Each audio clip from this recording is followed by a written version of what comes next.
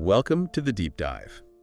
So picture this, a nation finally independent after decades of just, well, relentless struggle, and take this huge step, writing their own fundamental law. What guides them? What rights do they declare? It's a powerful moment. And today, that's exactly what we're digging into with Eritrea. Specifically, their constitution, which they adopted back on May 23rd, 1997. Yeah, and for this deep dive, we've got some really interesting source material lined up. We do. We've got actual excerpts from that 1997 constitution, plus historical context from Wikipedia on the Eritrean War of Independence, the fight that led up to the constitution. And then, to bring it up to date, we have a snapshot from the Human Rights Watch World Report 2025, looking at the human rights situation more recently. So our mission really is to unpack all of this. We want to understand that legal blueprint Eritrea created, right after independence. Right, and then see what a major international report is saying now, almost 30 years down the line. We're looking for those core ideas, the aspirations in the law, and maybe potential contrasts or tensions with current reports. Exactly. This is curated for you, our listener, to help you quickly grasp the essentials, the surprising bits from all this complex info. Okay, so let's set the stage first. Eritrea's history is, well, it's layered. Our sources mention it was an Italian colony for quite a while, 1882 to 1941. Yeah, and after World War II, it became a British protectorate, but only until 51. Then things took a really significant turn. The UN decided Eritrea should federate with Ethiopia. And this was meant to be temporary, just 10 years, supposedly, with Eritrea having some limited autonomy like its own parliament. But, well, it didn't even last that long. By 1962, Ethiopia just dissolved the federation and annexed Eritrea outright. Which, as you can imagine, led to widespread dissatisfaction, a real sense of betrayal, probably. And that dissatisfaction didn't just simmer, it boiled over into conflict. The Eritrean War of Independence kicked off in 1961. And lasted 30 years, an incredibly long and brutal fight ending in 1991. It was fundamentally about self-determination. The sources point to key groups in this struggle. The Eritrean Liberation Front, the ELF, started off in 61. Right, they initiated the armed struggle. But they apparently faced some early challenges, leadership issues, things like that. Then came the Eritrean People's Liberation Front, the EPLF. Yeah, the EPLF emerged around 1973.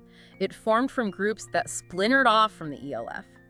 The sources suggest reasons like internal disagreements, maybe some fighters feeling marginalized based on ethnicity, like Tigray fighters. And also concerns, particularly among Christian fighters, about the ELF having perhaps a more pro-Arab or Islamist leaning. That's what the sources indicate, yeah. These internal dynamics were clearly complex. And it seems the EPLF eventually became the main liberation force, right, after some periods of fighting against the ELF. Yes, after those civil conflicts, the EPLF rose to prominence. The sources even mention specific events, like the Red Star campaign in '82. That was a major Ethiopian offensive against EPLF strongholds, like Nakfa, which failed. A turning point, perhaps. Could well be. And this long, long fight finally culminated in the EPLF's victory in 1991. That gave them de facto independence. De facto, so independence on the ground, but not legally recognized yet. Exactly. The de jure, the legal independence, came after a UN-supervised referendum in 1993. So that whole struggle, start to finish, 29 years, 8 months, 4 weeks, just immense. Wow. Okay, so after all that, after fighting for so long to just be an independent nation, they then had the task of defining what that nation stood for. Precisely. And that takes us right to May 23rd, 1997, and the adoption of the Constitution. Let's dive into what it actually says. Okay, where do we start? The preamble. Yeah, the preamble's a good starting point. Right away, it honors the struggle, the martyrs. It talks about building a strong Eritrea based on freedom, unity, peace, stability, security, the big principles. Does it list specific values? It does, yeah. Things that presumably came out of that shared experience. Unity, equality, truth, justice, self-reliance, hard work, community support, even fraternity, family values, respect for elders. It's quite a list. Sounds like they were trying to codify a national character almost. In a way. And the goal, it says, is a democratic order, ensuring citizens' rights, human dignity, equality, balanced development. Anything else notable in the preamble? Yes. It specifically acknowledges the vital role Eritrean women played in the liberation struggle. It frames their participation as a foundation for future equality. That's significant. Okay, moving into the actual articles, Chapter 1. Right. Chapter 1, General Provisions. Article 1, Eritrea is sovereign, independent, unitary, founded on democracy, social justice, rule of law, and importantly, sovereign power rests with the people. Standard nation-state stuff, but crucial. Absolutely. Then Article 2 is a big one, supremacy of the Constitution. It says this document is the supreme law. All government legitimacy flows from it. So nothing can contradict it. Exactly. Any law or action that goes against it is declared null and void, invalid, and everyone, government and citizens alike, is bound by it. Okay. What else in these opening chapters? Article 4 guarantees the equality of all Eritrean languages. That's often a key issue in diverse nations. Chapter 2 lays out national objectives and directive principles, basically, guiding ideas for the state. Article 6 talks about unity and diversity, using dialogue and consensus for stability. Article 7 guarantees broad citizen participation, explicitly prohibits violating women's rights or limiting their role, and demands transparent government. Accountability baked in, or intended to be. Right. Article 8 aims for social justice, economic development, and significantly balanced and sustainable development. Sustainable development. Interesting. Does it mention resources? Yes, it ties into Article 23, which says the state manages land, water, air, natural resources sustainably, and actually declares state ownership of all land and resources. Yeah, and the justice system. Article 10 mandates an independent, competent, accountable judiciary, accessible to all, free from corruption. And interestingly, it encourages settling disputes out of court, too. Right, mediation and such. Okay, now the really meaty part. I imagine fundamental rights. Yes, Chapter 3, Fundamental Rights, Freedoms, and Duties. This is where it gets very detailed about individual protections. Lay it on us. What's first? Article 14 starts with a broad guarantee, equality under the law for all citizens, but then it gets really specific. How so? It explicitly forbids discrimination based on a whole list of things: race, ethnic origin, language, color, gender, religion, disability, age, political view, social or economic status, or any other improper factors. That's comprehensive. Very, and it even tells the National Assembly to pass laws to get rid of existing inequalities. Proactive. Okay, what's next? Life and liberty. Article 15, the right to life and liberty. No one can be deprived of these without due process of law. That's a cornerstone legal principle. Fair procedures must be followed. Got it. And dignity. Article 16, right to human dignity, declared inviolable. And this is crucial. It explicitly prohibits torture, cruel, inhuman, or degrading treatment or punishment. A clear line drawn. Absolutely. It also bans slavery, servitude, and forced labor, unless it's, properly authorized by law, like maybe some forms of court-ordered community service. Okay. Then Article 17 sounds like it deals with the justice system process. Arrests, trials. Exactly. Guarantees against unlawful arrest or detention. It has to follow due process. No ex post facto laws. You can't be punished for something that wasn't a crime when you did it. Right, that's fundamental. If you're arrested, you have the right to know why in a language you understand, and you must be brought before a court within 48 hours. 48 hours, that's quite specific. Yes, and any longer, detention needs a court order. Plus, the right to petition for habeas corpus, the right to have a judge review the legality of your detention. And trial rights. Fair, speedy, and public trial.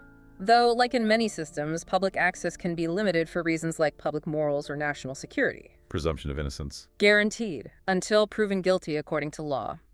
Also, the right to appeal a conviction and protection against double jeopardy can't be tried twice for the same offense if acquitted. Okay, seems thorough. What about privacy? Article 18, right to privacy. Limits on searches. Your body, your home, your communications need reasonable cause. And generally, require a warrant based on probable cause, describing exactly what's being searched for. Standard protections, but important to spell out. Now, freedoms, speech, assembly. Article 19 has a really extensive list. Freedom of thought, conscience, belief, freedom of speech and expression, including for the press and media. Access to information. Yes, for citizens. Freedom to practice any religion. Freedom of assembly and peaceful demonstration. Freedom to form organizations, political, social, economic, cultural. Wow, that covers a lot of ground. It keeps going. Freedom to practice any lawful profession or trade. Freedom to move freely within Eritrea, reside anywhere. The right to leave and return and be given travel documents. It's quite encompassing. It really is. What about political rights? Article 20, right to vote and be a candidate for citizens who meet the requirements. And social or economic rights. Article 21 touches on that. equal access to publicly funded social services, health, education, culture, state responsibility for social welfare, especially for the disadvantaged, right to participate in economic activity, and a duty to preserve cultural heritage and promote arts and sciences. Okay, so lots of rights.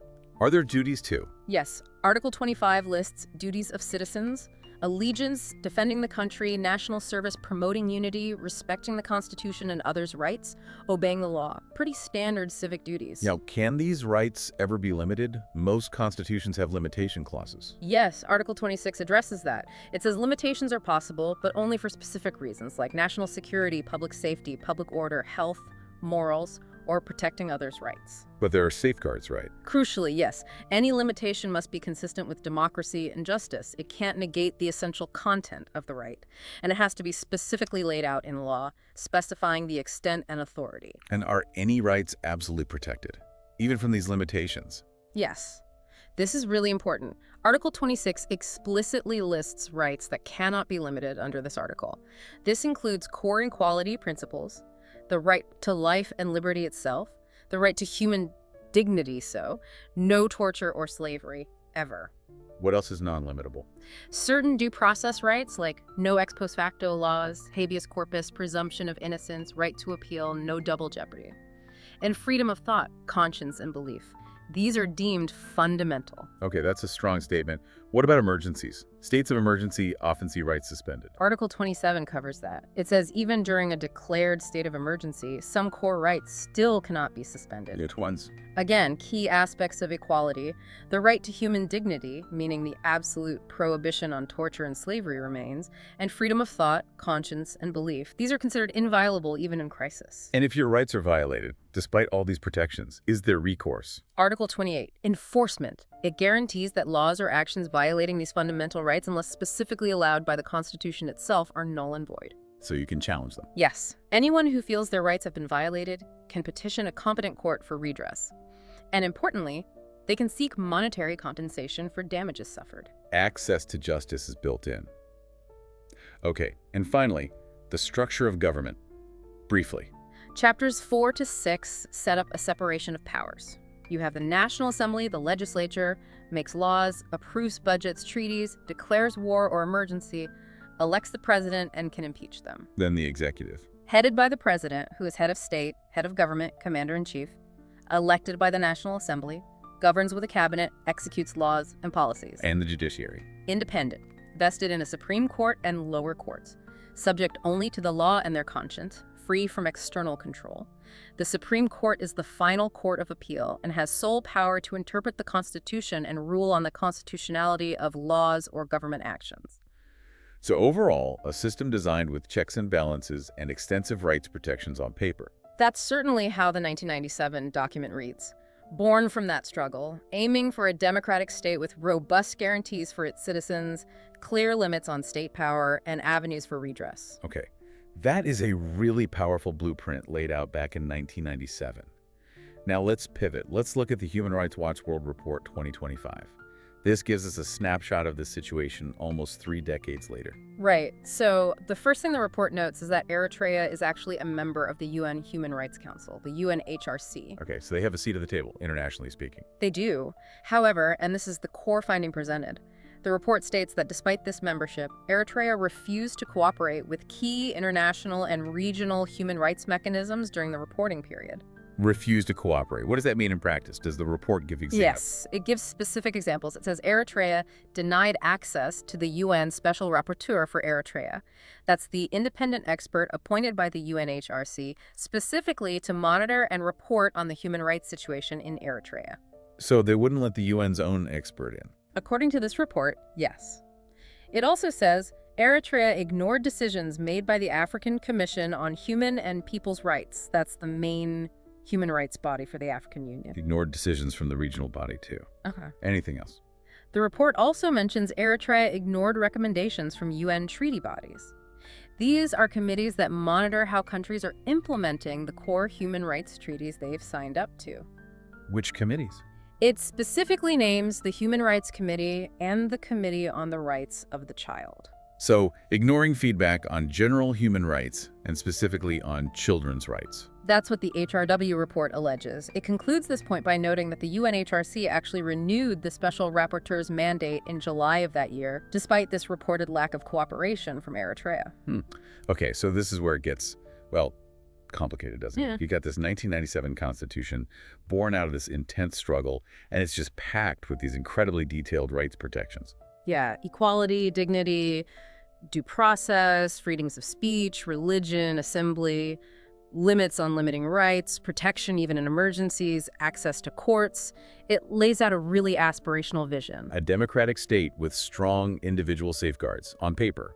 And then you have this 2025 report from a major international NGO. Right, and that report details what it describes as a pattern of non-cooperation with the very international systems set up to monitor those kinds of rights. Denying access to the UN expert, ignoring rulings from the African Commission, ignoring treaty body recommendations. Exactly. The sources just present this juxtaposition. Here's the foundational law, the stated principles from '97, and here's a report on specific state actions, or lack thereof, regarding international human rights engagement nearly 30 years later. And importantly, the sources we have don't really explain this gap, do they? They don't give reasons why Eritrea might be reported as not cooperating. No, they don't delve into the government's perspective or the potential reasons behind these reported actions.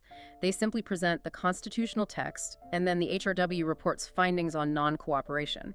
It leaves you, the listener, with the text on one side and the reported behavior on the other. It's a stark contrast presented by the sources themselves. The ambitious legal framework versus the reported reality of engagement with international scrutiny. And that's the key takeaway from these specific materials. The Constitution outlines these extensive rights. The HRW report details specific instances of reported non-cooperation with bodies meant to oversee such rights. Well, this has certainly been a deep dive. We've covered quite a bit: the historical struggle for independence, the really comprehensive principles and rights laid out in that 1997 Constitution. And then this recent reporting from Human Rights Watch regarding Eritrea's engagement, or reported lack thereof, with international human rights mechanisms. We saw the Constitution's explicit guarantees, dignity, freedoms, due process. And then the report raising questions about interaction with the international monitoring system. Yeah. So maybe a final thought for you to consider, based just on what we've looked at today. Think about that journey. A nation emerges from decades of war, crafts this constitution filled with human rights protections, and then, years later, faces reports of not